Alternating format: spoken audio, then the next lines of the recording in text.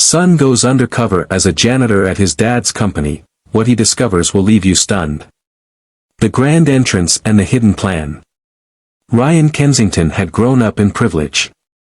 As the only son of billionaire industrialist Charles Kensington, he had spent his life in mansions, elite schools, and chauffeured cars.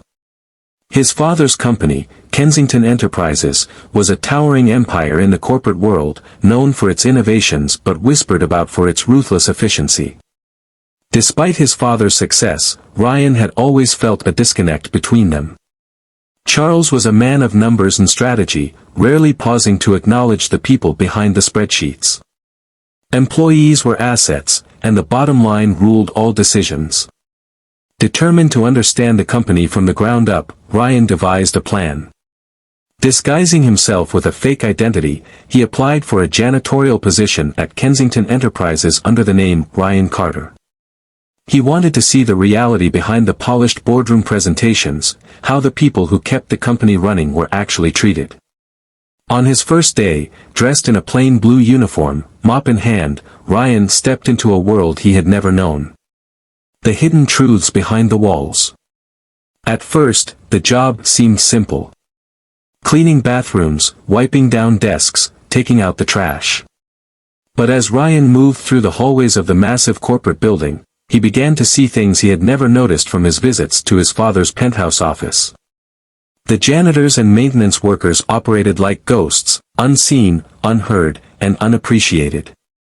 He met Martha, a 62-year-old grandmother who had worked there for decades but couldn't afford to retire. There was Miguel, an immigrant father of 3, who worked 2 shifts just to keep his family afloat. Then there was James, a frail old man in his 70s, barely able to push a mop bucket. One night, as Ryan cleaned alongside him, James sighed and muttered, 30 years ago, this company felt like a family. Now, we're just disposable. Ryan listened in stunned silence. He had never heard employees speak this way. His father's world had been filled with praise for growth, expansion, and efficiency.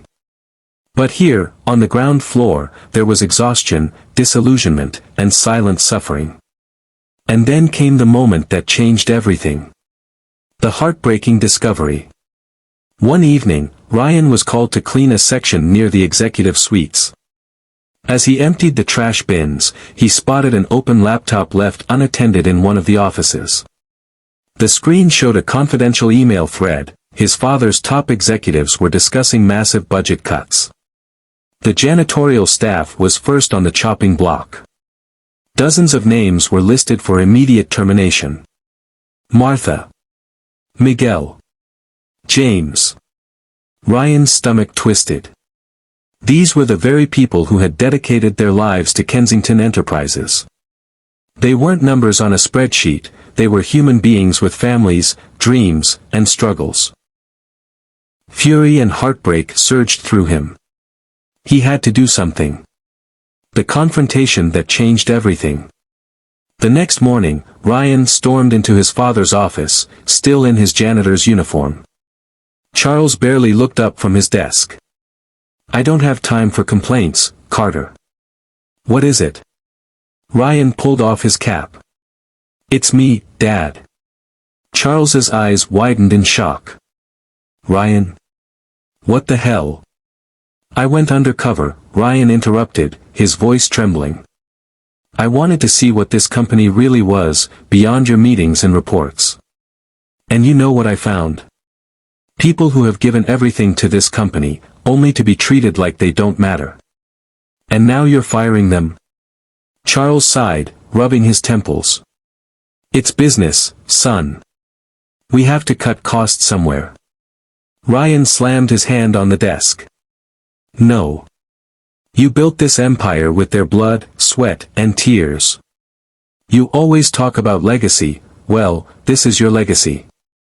People like James, Martha, Miguel. You owe them more than a severance check. A long silence stretched between them. Then, for the first time in Ryan's life, he saw something crack in his father's hardened expression. Regret. A new beginning. That week, Charles Kensington did something unheard of. He reversed the layoffs. Instead, he restructured company policies, ensuring fair wages, benefits, and recognition for the janitorial and maintenance staff. Then, in a move that sent shockwaves through the company, he announced Ryan as the new head of employee relations. Ryan accepted, but only under one condition, that he would work to rebuild Kensington Enterprises from the inside out, creating a culture of respect and humanity. The following week, he personally handed James a promotion to a less physically demanding role. He ensured Martha had the financial security to retire with dignity. And Miguel? Miguel's kids would now have access to the company's scholarship program. As Ryan walked through the halls in his suit, employees no longer averted their gaze. They smiled, nodded, and some even stopped to say, "Thank you." He had set out to understand his father's empire. Instead, he had transformed it. And in the process, he found his purpose. The lesson that remained. Ryan had grown up believing power came from wealth.